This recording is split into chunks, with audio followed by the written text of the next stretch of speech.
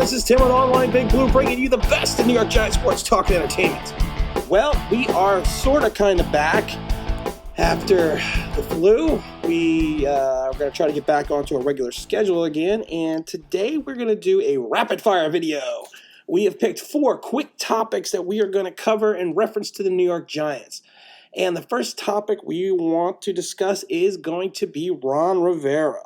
When Ron Rivera signed with Washington, there was a lot of speculation that he may have had issues with Gettleman, and which was one of the reasons why he decided not to pursue the Giant job and jump so quickly at the Washington Redskin job. But Ron Rivera has come out and basically has put all that to bed, sort of, kind of. When asked about Dave Gettleman, Ron Rivera said, Dave has always put the right pieces on the field. He did have strong opinion on things, ? Yes, but we discussed the issues. We always come to an agreement. I absolutely would have worked with him again. Okay. And then asked, well, why did you sign with Washington? He basically stated that, Daniel Snyder made him an offer he couldn't refuse, and he liked the look and the breakdown of the roster. So to me, that's two kind of contrary opinions. You say you can work for Gettleman. You say that he's always put the right pieces on the field for you. But then you turn around and say, well, I like the Washington Redskin roster better than the Giants roster. So you're kind of saying you didn't really like the way the Giant roster had been constructed, is what if you kind of read between the lines. So maybe people were right. Maybe Ron Rivera did kind of have an issue with Gettleman, because you can't say, well, he puts the right pieces on the field, but then you say, well, I took the Washington job because I thought they had a better roster. I mean, Gettleman's been here for 2 drafts already, 2 free agency periods, and we lost a coach to Dan Snyder because of the fact that he liked the talent on the Washington Redskin roster better. I don't know. I think people may have seen. I think people may have been right in reference to that. So I have to laugh about that. So the next topic is going to be, like I said, this is going to be rapid fire topics. The next topic is going to be Yannick Ngakoue, looking for $21 million. We're still getting. From our sources, we're still getting some information that Yannick will be tagged by Jacksonville. Does that mean anything? No, because you can rescind the tag. I mean, so that's not really a big deal. But $21 million a year for Yannick Ngakoue. I've never been a fan of his. He's going to be 25 next year. He had his best season in 17 when he had 12 sacks. But again, only 30 tackles. So he's had 37.5 sacks in 4 years and only 122 tackles. All right. If we're switching over to a 4-3 style defense, and I have said this a million times, you need to have 2 edges that can play the run and get to the pass, get to the quarterback, and cover the passing lanes. So here's the problem. Yannick averages about 8.5 sacks a year, which is fine. $21 million for 8.5 sacks a year? No, I'm not seeing it. Yes, he is durable. But in 4 seasons, he only has 122 tackles. I mean, his biggest tackle total was last year at 41. He had 41, 28, 30, and 23. The dude can't play the run. I mean, I'm not trying to be rude about it, but he literally cannot play the run. If you watch a Jacksonville Jaguar film, you could see him getting pushed out of the way. You could see him being sealed off. Yeah, he can get to the quarterback, but he had 8 sacks on a line that featured Josh Allen and Calais Campbell. Josh Allen played almost 40% less this number of snaps as Yannick Ngakoue did, and had more sacks. Okay, there's something wrong with that picture. If you want $21 million, that's crazy. And then people are like, well, they don't have the cap space. And like we had projected a couple of weeks back, they declined to pick up the option on Jake Ryan. Marcel Darius, they declined his option as well. So they can clear probably about 43 some million dollars in Jacksonville if they want to bring Yannick back. But for what he's asking, like I said, I just don't see it. I don't see 21 million. If we have 60, let's say we have 60 some million, we have 13 million. We're going to get a slot aside for our rookie salary cap, rookie pool number. So, so out of that, we're going to take almost a half of our available salary cap, or maybe not half, maybe a third of our salary cap, and sign it to Yannick when we have so many other holes to fill. Too many other players on the market, too many other options at the edge, the rushing position. Now, this draft is not deep for the edge, but you know what? I don't think we're getting Chase Young.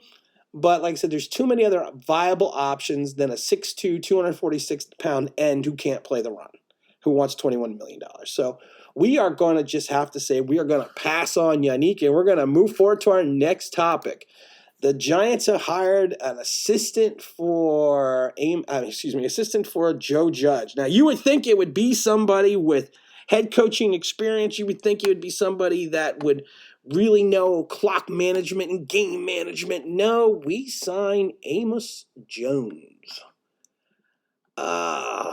60 years old, assistant. He's going to be the new offensive assistant.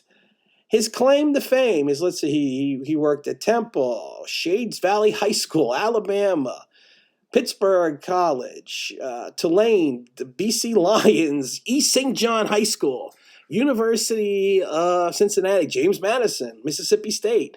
Then he actually came over and worked for the Steelers as an assistant. So really the highest level he's ever been is a special teams coordinator. Okay, what the hell happened to the Giants' job? Like I said, I am not a fan of the coaches that we have brought in. Everyone's like, well, we're bringing in all these former head coaches with experience. No, we're bringing in a lot of failed assistants and failed head coaches in both the college and football ranks. We are the New York Football Giants. We were the pinnacle. You wanted the Giants job. You wanted to work with the Giants. You wanted to work, with a staff that produced, Parcells and Belichick and Coughlin, and even Tom Landry and Vince Lombardi.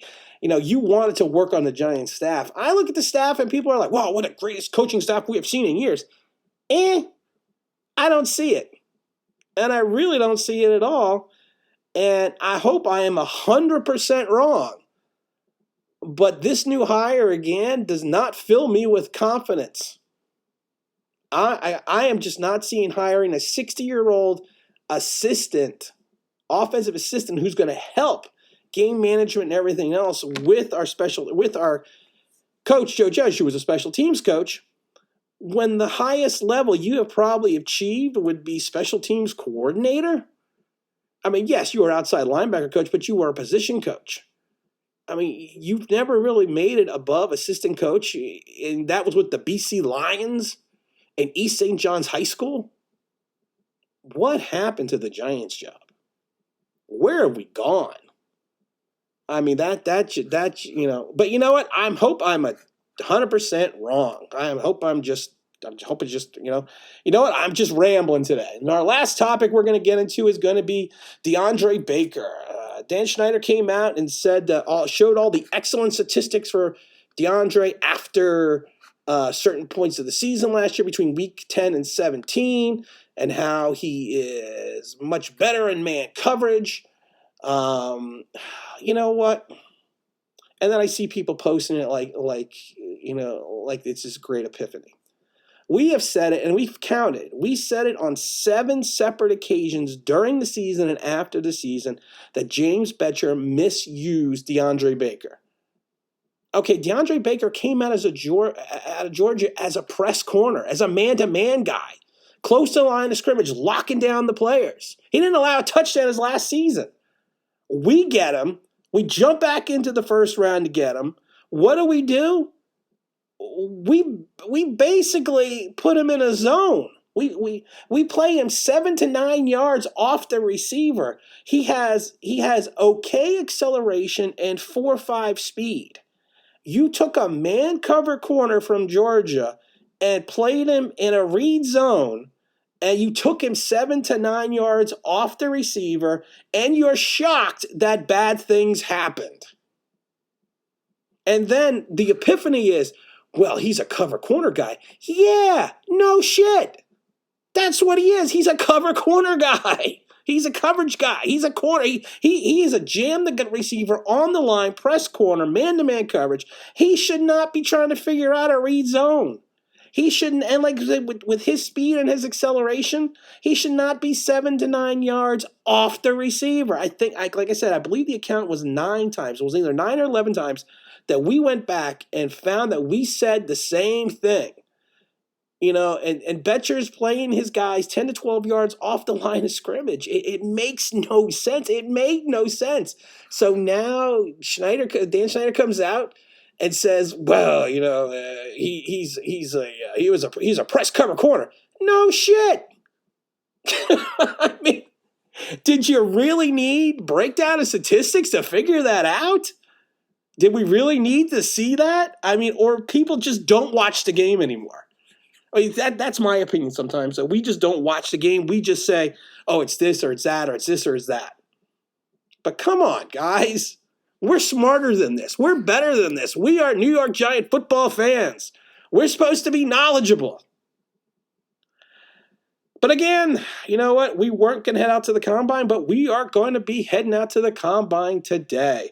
I have been given the okay from the doctor to fly and travel, so we are going to get ready to go out for this weekend, or actually we're leaving today.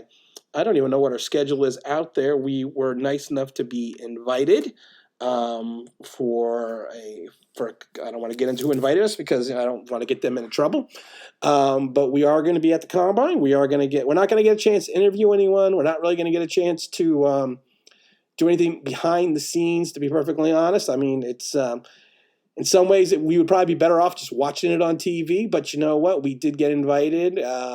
We actually want to go see some old friends as well.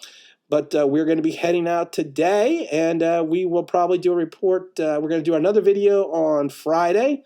We're going to keep with our Monday, Wednesday, and Friday schedule. I hope you enjoy. I hope you enjoyed the rant. And this is Tim with Online Big Blue, bringing you the best in New York Giants sports talk and entertainment. And thanks for listening.